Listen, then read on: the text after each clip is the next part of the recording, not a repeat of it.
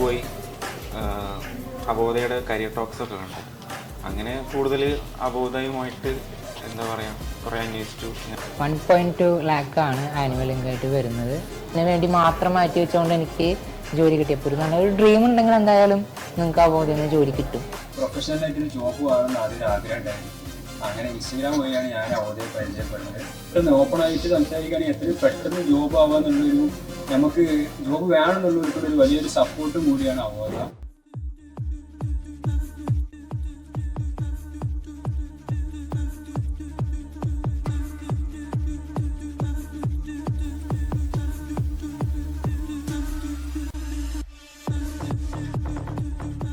Okay, now it's time to present for graduation ceremony. ഇതിനെക്കുറിച്ച് നമ്മുടെ placement ചെയ്ത സ്റ്റുഡൻസിനെ കുറിച്ച് ഫീഡ്ബാക്ക് ആയാലോ?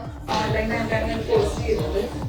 അപ്പോൾ പിന്നെ ഓൺലൈനേക്കാളും കുറച്ചും ബെറ്ററായിട്ട് ഓഫ്ലൈൻ ചെയ്യാൻ വേണ്ടിയിട്ടാണ് ആ കോഴ്സ് തിരഞ്ഞെടുത്തത്. എൻ്റെ പേര് റംസീന. ഞാൻ ഒറ്റപ്പാലത്തു നിന്നാണ് വരുന്നത്, പാലക്കാട് ജില്ലയിലെ. എൻ്റെ കൂടെ എൻ്റെ ഹസ്ബൻഡും എൻ്റെ 2 മക്കളും ഉണ്ട്. ഞാൻ അവോധയിൽ ഡിജിറ്റൽ മാർക്കറ്റിംഗ് ആണ് ചെയ്തിരുന്നത്. ഹോസ്പിറ്റൽ കൊണ്ടോട്ടിയിലാണ് വരുന്നത്, പ്രശാന്തി ആയുർവേദിക് ഹോസ്പിറ്റൽ. അതിൻ്റെ MD ഹബീബ് സാർ നേരിട്ട് കണ്ട് ഒരു ഇൻ്റർവ്യൂ ചെയ്ത് ഇവർ കാര്യങ്ങളൊക്കെ പറഞ്ഞ് എല്ലാ കാര്യങ്ങളും ഓക്കെയാണ്. സാറിനോട് പ്രത്യേകം നന്ദിയുണ്ട്. സാർ എനിക്ക് ഒരുപാട് ഇൻ്റർവ്യൂ തന്നെ സാർ എനിക്ക് ഒരുപാട് ക്ലാസ് 2 അവർ ഉണ്ടായിരുന്നു. സാർ എനിക്ക് ഒരുപാട് ക്ലാസ് ഒരുപാട് കാര്യങ്ങളും പഠിപ്പിച്ചു തന്നു. എന്തൊക്കെ ചെയ്യണമെന്നോ എങ്ങനെ സംസാരിക്കണം എന്നൊക്കെ സാർ എനിക്ക് ഒരുപാട് കാര്യങ്ങൾ പറഞ്ഞു. അതേപോലെ ഹാപ്പിയാണ്, എല്ലാം കൊണ്ട് ഹാപ്പിയാണ്, സെറ്റാണ്, ഓക്കെയാണ്. Thank you. ശരിക്കും പറഞ്ഞ ഒരു വിജയ ആഘോഷമാണ്. ഇതിൽ 2 വിജയങ്ങളുണ്ട്. ഒന്നാമത്തെ വിജയം നിങ്ങൾ തന്നെയാണ്, രണ്ടാമത്തെ വിജയം എന്ന് പറഞ്ഞാൽ അവോധ തന്നെയാണ്. കാരണം നമ്മൾ ഓരോ 20 ദിവസം കൂടുമ്പോഴും കോൺവെക്കേഷൻ പ്രോഗ്രാം വെക്കുന്നുണ്ട്. 100-ലധികം കുട്ടികളാണ് അവിടെ നിന്ന് പാസ്സായി പോകുന്നത്.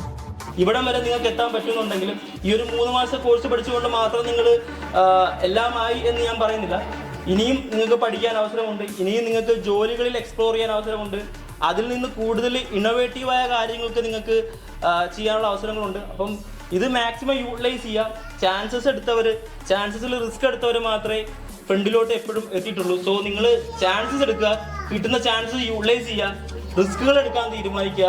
ആ റിസ്കുകൾ എടുത്താൽ മാത്രമേ നിങ്ങൾക്ക് ഫ്യൂച്ചറിലോട്ട് എത്തിപ്പെടാൻ പറ്റൂ. படிச்சுட்டே இருக்கணும் அப்படின்னு சொன்னால் எனக்கு ஜாபுக்கு மணி நெக்ஸ்ட்டு தான், நல்லா படிக்கணும், நல்லா கற்றுக்கணும் அப்படின்னு சொல்லிட்டு இருந்தாங்க. சரி அவரும் படித்தாங்க, அக்கு கொஞ்சம் படித்தாங்க. அப்புறம் ஒன்றும் அப்படி ஒரு கோர்ஸாக படிச்சுட்டே போங்க, எதுவும் பிரச்சனை இல்லை. இப்போ ஃபஸ்ட்டு சம்பாதிக்கிறதுலாம் அப்புறம் பார்த்துக்கலாம், ஃபஸ்ட் நல்ல ஒரு நாலேஜ்.